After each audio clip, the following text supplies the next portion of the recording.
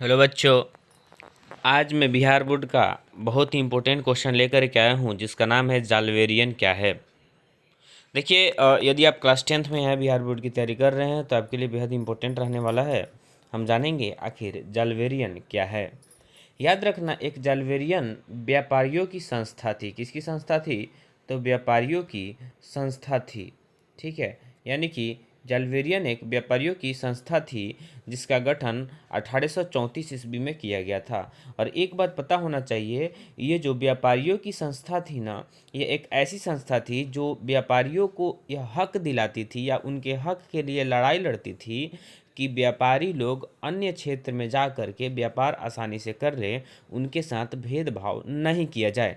क्योंकि जो भी व्यापारी पहले इधर एक देश से दूसरे देश जा कर के या एक ही क्षेत्र से दूसरे क्षेत्र में जाते थे, तो उनके पास माप तौल की जो पद्धति थी वे अलग अलग हो जाती थी। तो चीज़ों के कीमत में भी डिफरेंस आ जाते थे, कहीं पे कम तो कहीं पे ज़्यादा, जिसके वजह से व्यापारियों को काफ़ी नुकसान का सामना करना पड़ता था।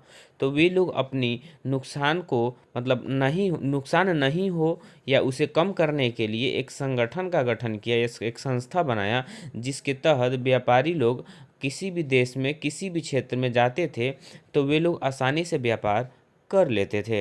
हम जानेंगे कि आखिर जाल्वेरियन क्या है। तो याद रखना, जाल्वेरियन एक व्यापारियों की संस्था थी जिसका गठन 1834 ईस्वी में हुआ था। और यह जाल्वेरियन था, यह पूरे जर्मनी को आर्थिक रूप से एक कर दिया। यानी यहाँ पे जर्मनी लिखा हुआ है, जर्मनी है यहाँ पर, एक को देखेंगे ये क्या है, तो यहाँ पर जर्मनी लिखा हुआ है। यानी कि जाल्वेरियन पूरे जर्मनी को आर्थिक रूप से एक कर दिया। यानी कि हमने यह जाना कि आखिर जाल्वेरियन क्या है, तो वह आर्थिक रूप से एक करने का अर्थ यह है कि पैसा, यानी कि व्यापारिक रूप से अगर कोई देश दूसरे देश से संपर्क रखता है तो कहीं ना कहीं पैसा का आदान प्रदान होगा, तो आर्थिक रूप से वह एक दूसरे से कनेक्ट जरूर होंगे। तो उम्मीद है यह समझ में आ गया होगा। हम अगर इस टाइप के और भी लेक्चर चाहते हैं तो आप इस चैनल को लाइक शेयर और सब्सक्राइब जरूर करें। हम इसमें यहीं तक रखेंगे। धन्यवाद।